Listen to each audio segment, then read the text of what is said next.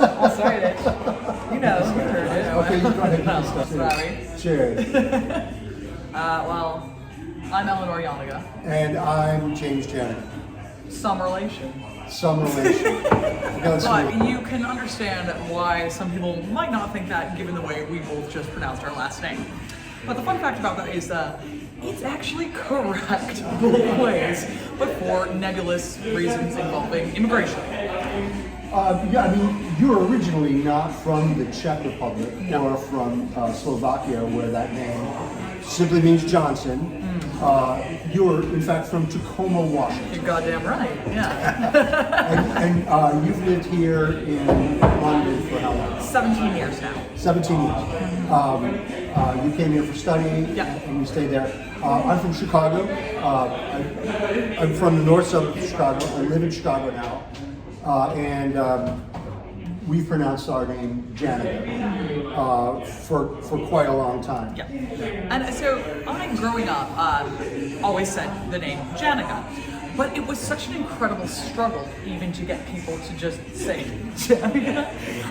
The thing that Americans in particular want to see when presented with our last name is Jenga or Janega. Janega. And so it was so much trouble just even getting people to say Janega. It was, a constant and ongoing thing where, you couldn't even get people to necessarily look at what your name was at all.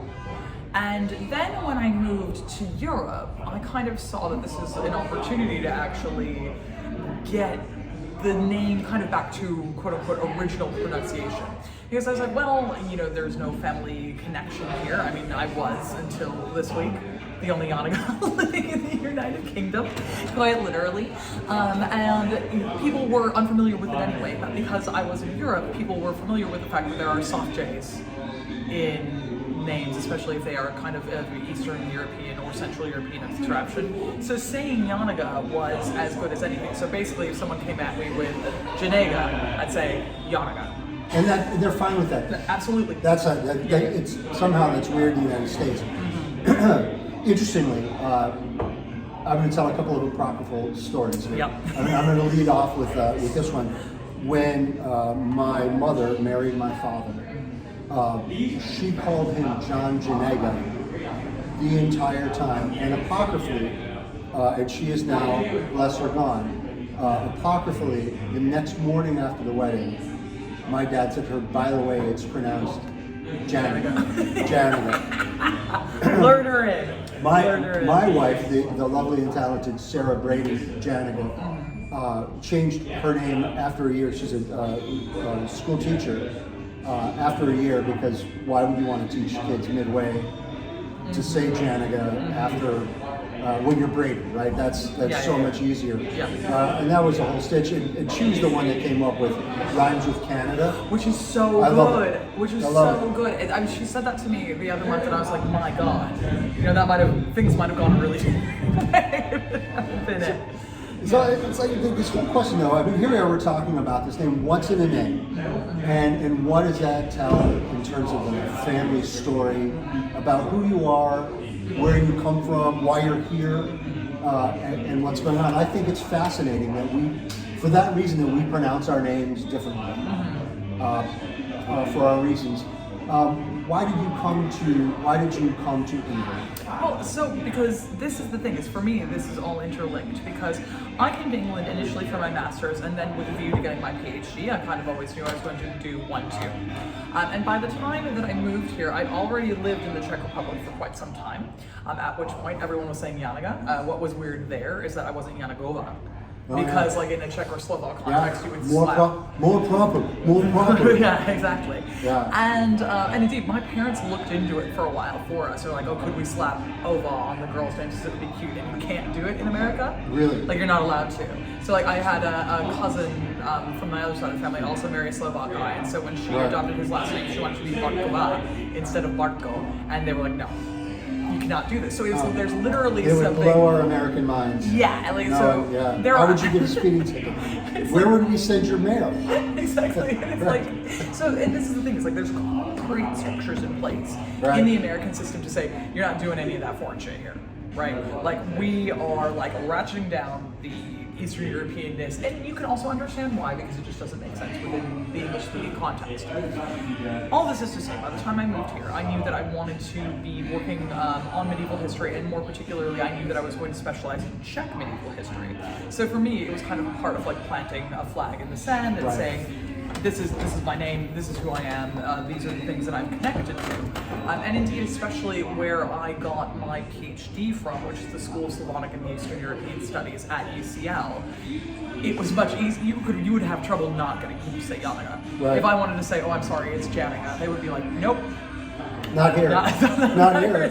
So, my life had taken such a turn and was so much more closely linked to, Slavic language things that it was just easier to say, okay, well, it's a clean slate anyway now that I'm an immigrant again, so I de-immigrated myself by re-immigrating again. That is such a great segue. So here's the other question. We're gonna tell you now several stories. How did the YAN-uh-guh make their way to the United States? We have, I think, three versions of the story. We have the same grandfather. Your father is the brother of my father. That's right. And so we've got that covered.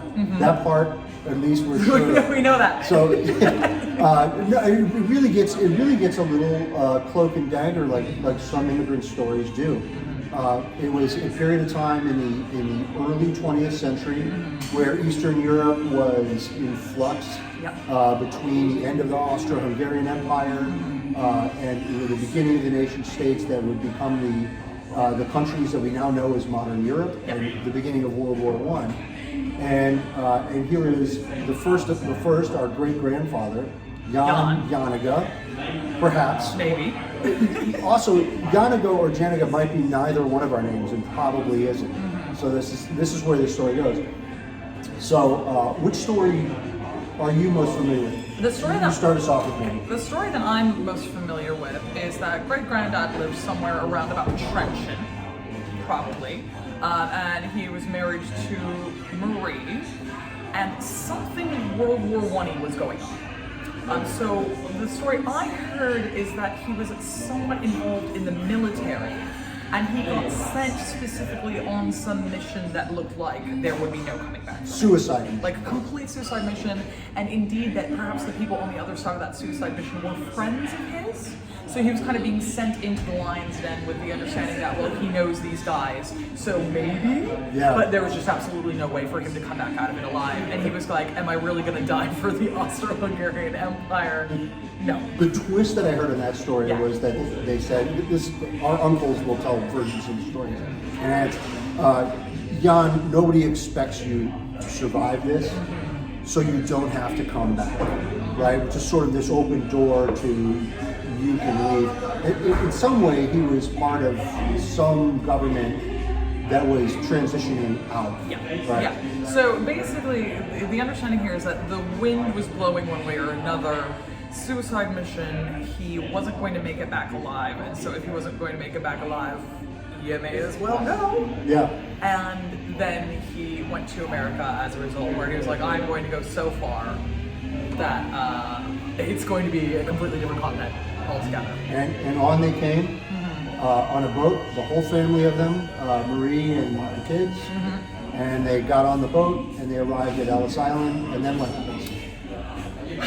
So there's various versions of what happened here as well, because the version I heard is that upon arriving at Ellis Island, because of the hasty exit and the fact that there was a suicide mission was then being dumped out of, that a name was assumed.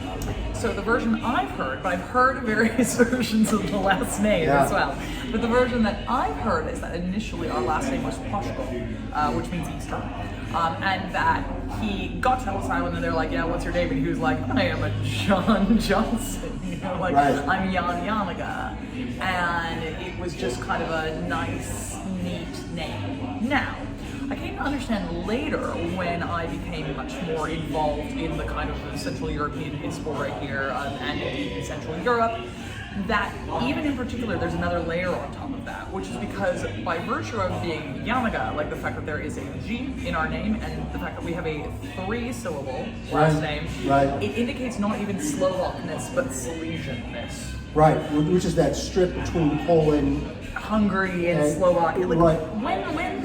when Czechoslovakia at the time has a little tail, a little extra tail, and then sometimes it's there and sometimes it's not. Right. And so it might designate as some form of Polish speaking at a point in time as well. So what I'm going to understand from that, and when I was told that, I was like, oh, well, so that kind of gives credence to the version where this is an assumed name, because there's another layer of identity on top of that, beyond just Slovak, because like, you want like Hanzo, Pashko, Bartko, these are like Bap, like these are the 2-syllable Slovak names. And whereas YAN-uh-guh is kind of like, oh, yeah, I suppose that could be, but it wouldn't be in the canon. And like, indeed, there are not a whole lot of Slovaks who are called YAN-uh-guh. You know what's interesting is in Polish speakers, or Polish families, Polish immigrant families in the United States have no problem with Janega because they see it. We spell it Janega. YAN-uh-guh or Janega, it's spelled the same way. There's a Polish last name with an I in it, Janiga, borders with Silesia, and so that's a common name.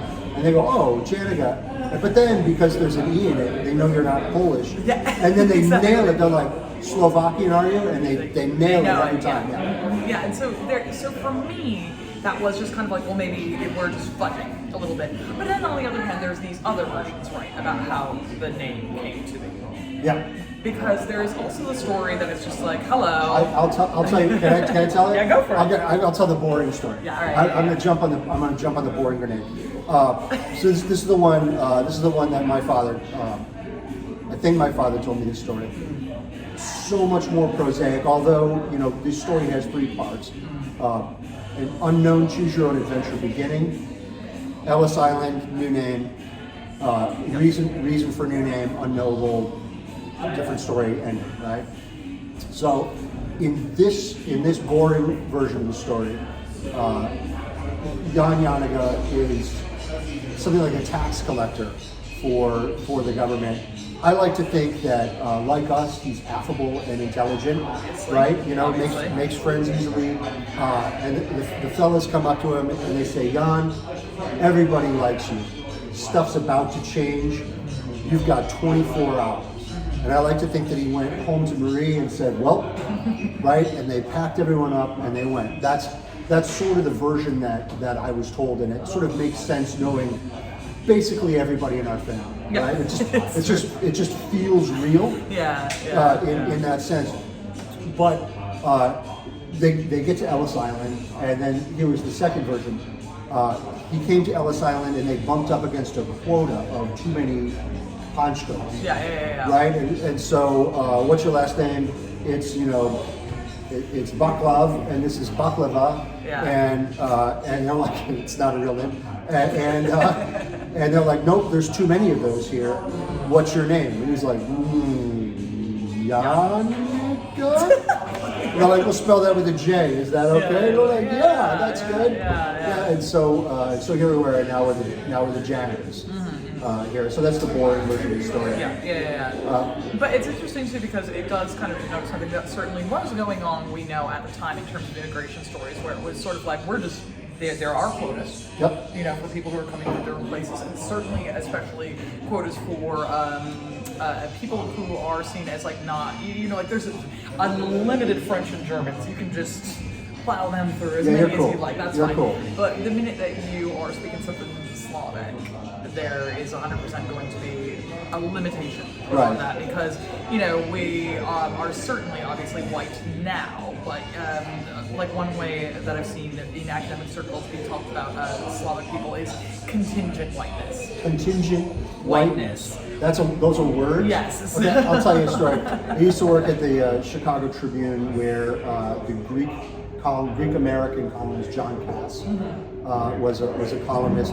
And he once said to me that as a Greek, he only became white in America, his family only became white in America in 1950. Yep, exactly. Okay. Exactly this. So that's contingent whiteness. Yeah, contingent whiteness. So, like now Greeks, we firmly think of them as like, well, white being European, right? But at the time, that is not what it meant, right? So Irish people were excluded from this definition. Italian people, Spanish people, Greek people, and Slavs, right? Irish people like your mother and my wife. Yeah, exactly, Yeah, okay. exactly. So, and very particularly as well, like, you know, Hungarians, all of us, like the unknowable East, right? Yeah. And we still certainly see this come into play, for example, in the othering of Slavs more generally, like with everything that's going on with Ukraine and Russia at the moment. I've seen a lot of people just throw every single Russian under the bus and start saying horribly xenophobic things about Russians specifically, and it's like, so they're on the wrong side of the divide. Yeah, I mean, you know? we have 9/11 and Arabs. Exactly, You know, yeah. and which became anybody with brown skin in the United States. All right, so we have these moments in history. Uncle Bob is a Catholic deacon, speaks lovely Spanish, Really good Spanish, yeah. and was delivering a homily in a Catholic mass, and was talking about immigration, saying, you know, first of all, when our family moved to Chicago and lived in Chicago, they lived in Little Village, Pilsen Little Village, Pilsen after Pilsen in the Czech Republic.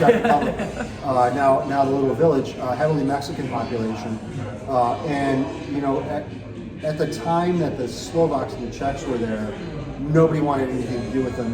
They only stayed within that area. They only talked to one another, and Bob put it so nicely. Nobody could understand our language. We cooked with too much garlic. You know, we went to church too often. The ladies wore veils then too, I think, because it was pre-Vatican II. Yeah. So you know, all of these things. This is when the church there was Blessed Agnes of Bohemia. Call up to the big leagues. She got called up, and then all the Slovaks and Czechs moved out. Mexicans turned to be new best immigrants, right? Okay, Yeah, so, exactly. Yeah. So there we are. I mean, it's, the continuity of all the stories also feels true, right? Yeah, absolutely. There's that experience. Third version. Okay, yeah. Third version of the family story. I don't put much credence in, but it's a lovely story. Have you heard this one? Jan, if that's his real name, was sent on a secret mission. It was not a suicide mission, but he realized he needed to escape. And in the course of that, like the family von Trapp over the Alps, they all escape. They make it to the boat. They get here. He deeply buries the whole name, and every bit of it is, you know, cloak and dagger. Yeah, I've definitely heard the cloak and dagger version, where it's like, so this is all just like smoke screen, please do not follow us. Right. Kind of thing. Right. And with that version, I've also heard some version not that it's a suicide mission. No one expects you to get back. No. But he really says, all right, terrible danger, must get my family out. That's the.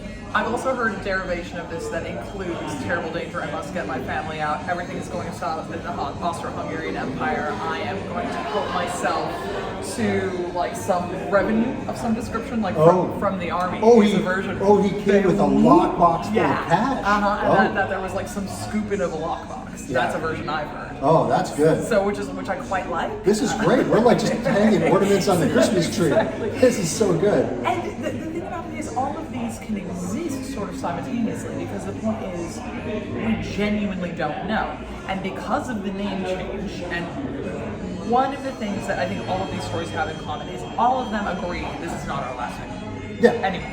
Yep. And so we can't go find what we're supposed to be like. There's no unpicking this knot, right? No. We can't just say, oh, okay, yeah, well, let me go and find, you know, the relatives back home. Ancestry.com is not. It's not going to work out for us, you know. Whereas, you know, like the Czech side of the family, that's a lot clearer. We know exactly what's happening there. The Slovak side is just a mystery. Yeah. It goes back 3 generations, and that's it. And then just a big blank curtain. Yeah. So just a fascinating thing. So there were a few of us. My daughter is one. You are one. Our cousin Caroline is one. My father is one who have reverse emigrated, or at least episodically done so. Yeah. In my father's case, the first time I ever traveled overseas, he was the American manager of a Finnish law firm opening up law offices in the Baltic republics in Tallinn, Estonia, Riga, Latvia, and Vilnius, Lithuania, after they became newly independent non-Soviet states, and helping people grapple with such things as private ownership of condominiums, which is like a mind blower for them, because it's like, wait, who owns the apartment? You do. What about the hallway? We all own the hallway, and so that was a mind blower, and so figuring out things like that was part of what he did. But when I visited him, he was in this apartment that was like a cell at Skellig Michael. It was smaller than this little table area here. Oh, but we love that. We love to there was a half water heater for the shower, and this is Riga, Latvia in March. Oh, when that water got cold, it got cold. And what was he doing? He was perfecting his Latvian and sending money back home for his children and family, right? So the immigrant experience, that changed everything for me. Was seeing that and going, okay, I understand. Okay, I get it. I feel like I got something that I didn't, that I understood, I knew before but didn't understand. Yeah, and so it's an interesting one, right? Because I think our dad's experiences as well, I do think that they kind of like were very much sort of understanding themselves in the immigrant contingency. I would say, kind of like they were very much like, yeah, this is what you are, and these are the people that you live around, and this is like what the family is. And that's something that certainly no longer exists by the time we were around as kids. There was, to be Czech or Slovak was like, oh yeah, okay, like whatever. And I mean, maybe that's more true about me because I grew up on the West Coast as opposed to you. So like on the West Coast, things were a lot, they're just like, yeah, what is that? I don't know. Nobody knew. Yeah, like, we're all new here. Okay, yeah, no, exactly. I get it. In Chicago, it's a perfectly honorable thing to be. I mean, we've got our Poles, we've got our Slovaks, our Czechs, the Lithuanians on Marquette Road, where you could be born, get married, buy a car, die and be buried and never speak anything other than Lithuanian. The first president of Lithuania, after it became a newly independent non-Soviet republic, was a guy named Adamkus from Chicago, from the South Side, from just south of the St. Mary's Star of the Sea Parish. Oh, there you go. Yeah. Right? From like right there in the neighborhood. Yeah. See, and this is the thing that I quite find interesting, right? Because part of the impetus for me when I immigrated back to Europe and was here. So again, I mentioned CEAS already, where I went to school. The School of Slavonic and Eastern European Studies was founded by Tomáš Masaryk, the first president of Czechoslovakia, who came to London and they were like, yep, we're setting up an institution to study, the concept of Slavs, and what our deal is, And so for me, it felt kind of quite important to sort of be putting a flag down and saying, this is what I'm a part of, and this is the intellectual tradition that I'm joining, and as a result of it, my kind of Slovakianness, or indeed I always kind of joke, our Czechoslovakianness, because that's what we are, really, because we're both. To me that seemed incredibly important. Right. And to just be like, I understand what this is, I understand where I am from, even despite these 12 layers of mystery, and this is what I'm doing and I'm not ashamed of it. So it should be said that my cousin Eleanor, whom I know as Nora Janega, who is truly Eleanor Janega. Eleanor Janega, you're quite famous. As medieval historians go. As medieval historians go. So you invented the Going Medieval podcast. What else? So there's the blog of the same name. I've got my book, The Munch in the Future Sucks. I've got my comic book, The Middle Ages, The Graphic History. I've got my TV shows like Meet the Normans. You're on History Channel all the time. My friends will reach out and say, hey, do you know this lady? And I'm like, yeah, I do. It's literally my homegirl. So anyway, so people may know you because of those things. Your academic focus, when you had to pick, an old tongue, like Old English, Old French, or Old German, and you chose Czech. You chose Czech. Yeah. You went to Old Czech, and you studied and became an expert in medieval Bohemia, which is really your academic home turf. Yeah, absolutely. Okay. Yeah, and this is one of these interesting things as well. When you're a medieval historian, the world is really different. So now, like obviously, we're both here speaking English, and this Pretty is well. Yeah, considering this is our fourth language for both of us. No, that's not true. That's not true. That's not true. But there is a kind of tendency to think that the world has always been us, and that English speakers have always controlled everything. No. And actually, in the medieval period, the Bohemians are one of like the most important kingdoms. Represent. And we're the wealthiest because we have like one of the biggest silver mines in all of Europe. We're incredibly influential in all these various ways. We are very important within the Holy Roman Empire, which is the largest contiguous political group in Europe, and we're just like this massively important force that gets ignored now because that's no longer the case of how politics works. And so you can just forget about that 1,000 years. Counterpoint, I think geopolitically everybody wants us. We're constantly the object of nations of conquest. Conquest, yeah. 100%. Everybody's always like, it's either Germans or Russians, man. Yeah. They're constantly breaking down the door and trying to get over. Somebody wants a piece. Yeah. So how? What I didn't think of is like how we want to end this. What do you want? Emigrant, counter-immigrant, re-immigrant. What's next? What is a good experience for you and your family on this continent again look like? So for me, I suppose the things that are important are still, kind of like connection very specifically, like with the Czech Republic and Slovakia. I try to go back rather a lot. I try to keep my language up. My Czech's better than my Slovak, mea culpa, but our grandmother, who I was inordinately would close actually to, speak it with us. Yeah. Whereas granddad, if you tried, the joke with our parents is that they can all pray in Czech and swear in Slovak. Yes. So Oh yeah. and what was I going to do? And so that bit is quite important to me. And now also I'm quite interested in getting my nibblings interested in this part of their heritage. Yeah. And it's a little bit easier with some of them. Like my brother Alex is a really incredible Czech speaker and has also lived here as well. So those kids, I'm like, that's fine. Like I don't have to keep my eye on it.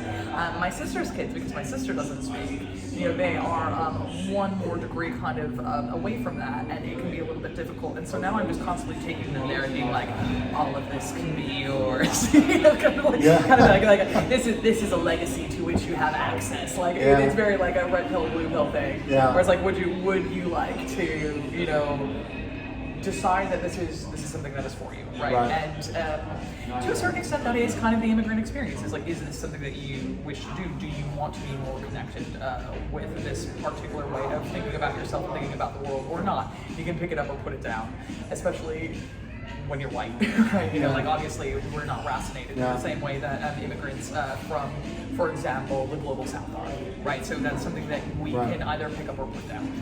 Yeah, we're both we're globalists. Yeah. Right. I mean, like we're both internationalists because we're globalists. And there's nothing pushing us out of our country like pushed our family in the United States when it happened.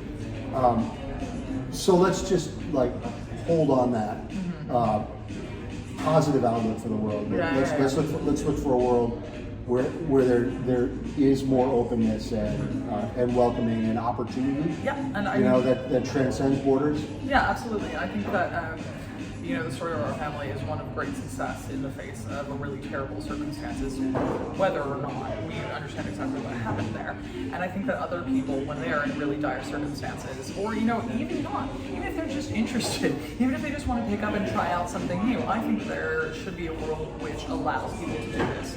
And I think that certainly, for example, my 17 years here in London, I'm very thoroughly Londonized now. You're not going to find a girl who likes, going down the pub to have a pint more than me. Like, I'm on the ale, right? Yeah. You could have chosen to mimic the local accent. But I haven't. And you persist in being Tacoma. I know. Well, I'm very, very proud of being from the 253. Well, so, I can say lots of suits. Sometimes you're just proud of your home culture. Yeah, exactly. I think the perfect ending for this is look at the experience of YAN-uh-guh, whatever his name was before our great grandfather. he had a number of children. Second son was our grandfather, Rudolph. YAN-uh-guh, when he got here, became the superintendent of a building, the head janitor, because he could speak Lithuanian and Czech and Polish and Slovak, Ukrainian, some Russian, and English, right? And so he was able to basically set up the schedules for the rest of the staff there, and make sure that people weren't going hungry and like all those things that are family values of ours that we're not really getting into. But being a good person was really important. And anyway, so he was a good person, and he made that bit of it work. His son Rudy thought he was going to take off when he became a postal worker. And our grandmother Lillian, the Czech speaker, said, "No, dear, you're going to be a lawyer." He became a lawyer and then a judge. And then many of his children, my father, many of our aunts and uncles became lawyers. Everybody went out and did something that was impactful in their community, proud of the name, proud of the values, and proud of their adopted land. Yeah, and I mean, I think that it is a real cool thing one way or another, and one of the nice things about the immigrant experience is that even if this isn't our initial name, what the immigrant experience has allowed us to do, and what this civic-mindedness and this interest in other people and desire to community build has done is created a lineage for a name which is almost entirely new. That's perfect. So this has been the immigrant experience. I'm James Janega. And I'm Eleanor Janega. Cheers. Okay, let's do it again. You got it. Okay, all right. Yeah. I'm Eleanor Janega. And I'm Jaime Janega. I can't, this guy. I'm Eleanor Janega. And I'm James Janega. Okay, hold on. I'm still Eleanor Janega. And I'm James Janega. We are related. We are related. But I'll say it. You heard it. Okay, you got it.